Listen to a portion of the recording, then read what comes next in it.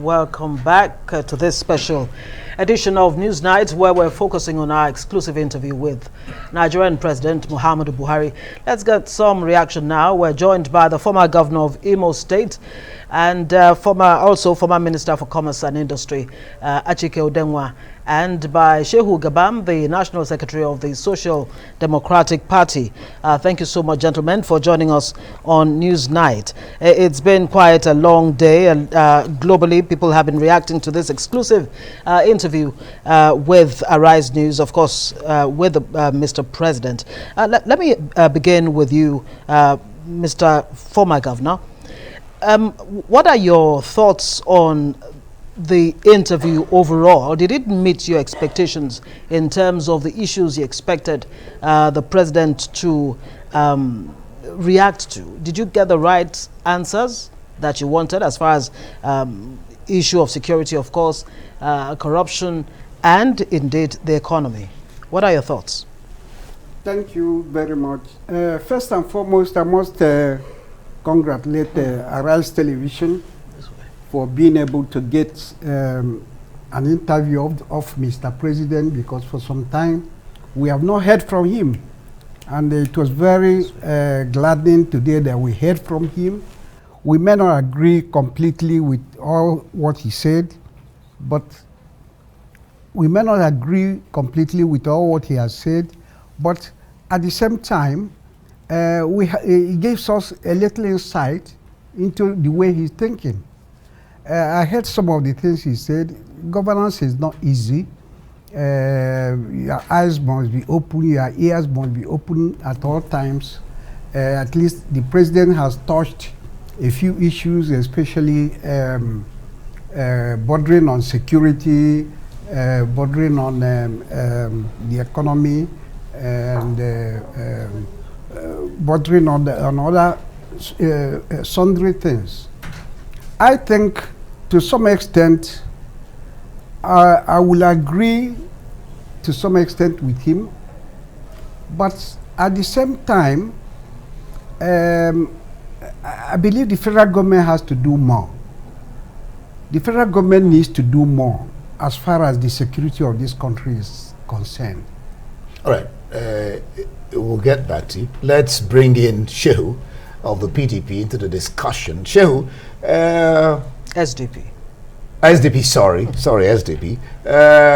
You heard what the former Minister Achike Udenwa said there, but in addition to what he said about federal government doing more, he says, as the president, says his major concern is actually the Northwest, and so he is giving the security forces the power to be ruthless.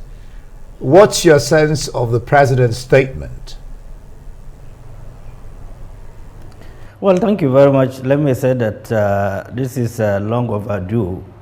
And this is not the first time the president have given decisive order to security agencies to do the needful, because there's no failure of intelligence, but there's a failure of implementing a decisive action, especially when intelligence was being generated, monitoring the excesses, the criminal behavior of some of these criminal elements that have taken over our forest, have engaged in criminal behavior, kidnapping innocent lives, killing innocent lives, using our facilities, our telecom equipments to negotiate, to collect ransom without any decisive action that is being taken. For me, I think even though it's getting late, if the president is really determined to get rid of this situation, he will get rid of it. The government have the instrument, have the equipment, have the capacity to deal with this situation decisively. I think there is a combination of sentiments and emotion in dealing with security challenges. And in the situation where you have a combination of sentiment and emotion in dealing with security situation, you find out that the issue have escalated, and it will go beyond what you can do immediately to solve the problem.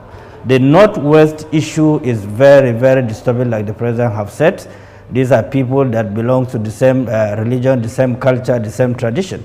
But it's not just the Northwest that have similar things. You know, you will find similar things happen before in the Northeast, where community are killing themselves. So it's a matter of fashioning out a very decisive policy or program that would deal with anybody who violates the law. The moment the government is condoning behaviors that ought to have been dealt with from the initial stage, the government will have a long way to go.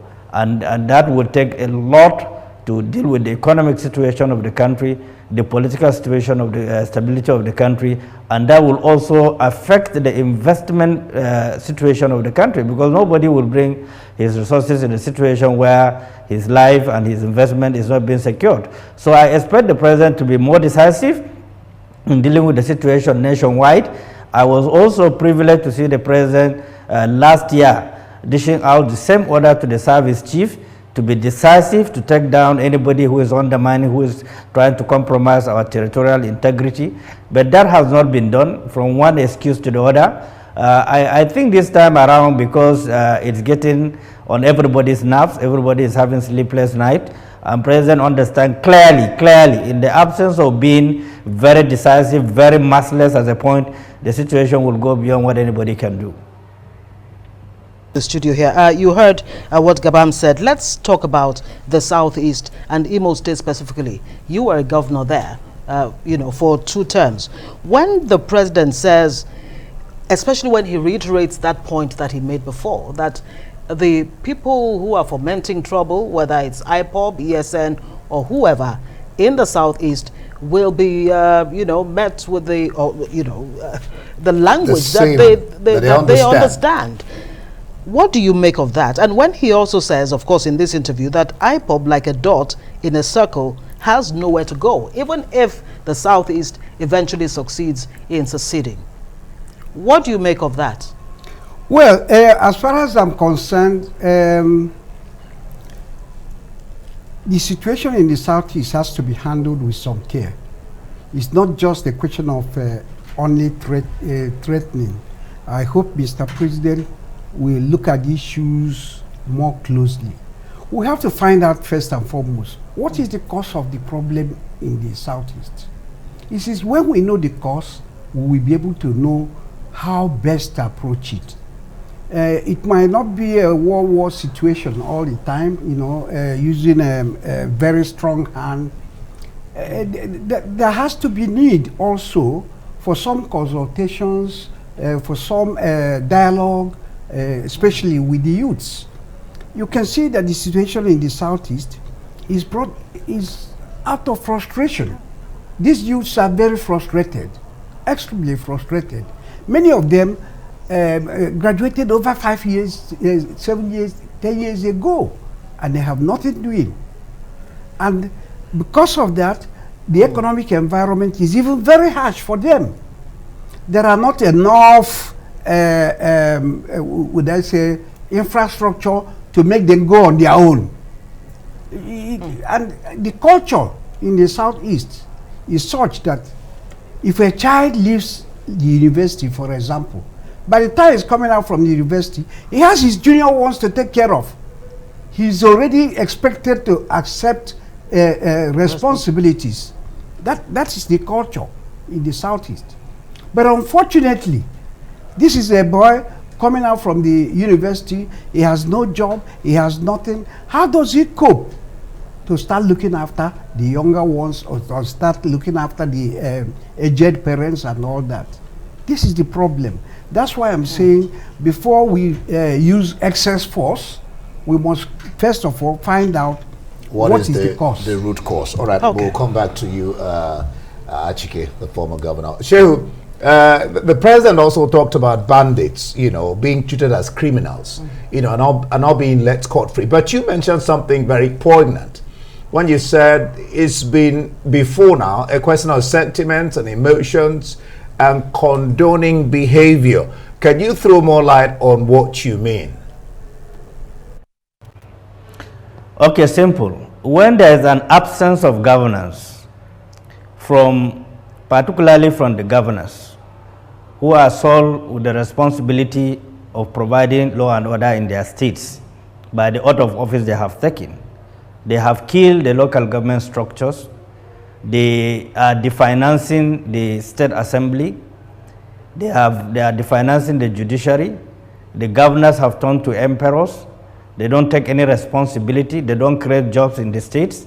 They take security votes and go away. They don't know what happens in their local governments. The local government have no access to the governor, have no access to the commissioner, have no access to the local government chairman. They have nowhere to report intelligence, absolutely. And of course, the security agencies in the states, mostly you find out they are not in tandem with the governor, because the governor doesn't fund what he needs to fund to take care of the security of the states. He believed that only the federal government have the responsibility of providing security for everyone. In the local government, people find it difficult to buy a bag of fertilizer, which is extremely very expensive. Therefore, hunger is encroaching virtually everywhere. Crises have saturated virtually everywhere. So, and the bandit that you are seeing, if you look at the history, what led to the banditry, is the the wrestling of their cows and so on and so forth by their own fellow Fulani men that have been displaced as a result of crisis and so on and so forth. The biggest victims of cow wrestling and banditry are the Fulanis themselves. So when you have a combination of people that have not been properly exposed in terms of having other options of survival, apart from the natural kind of trade and business they are used to, that is the cow rearing and so on and so forth.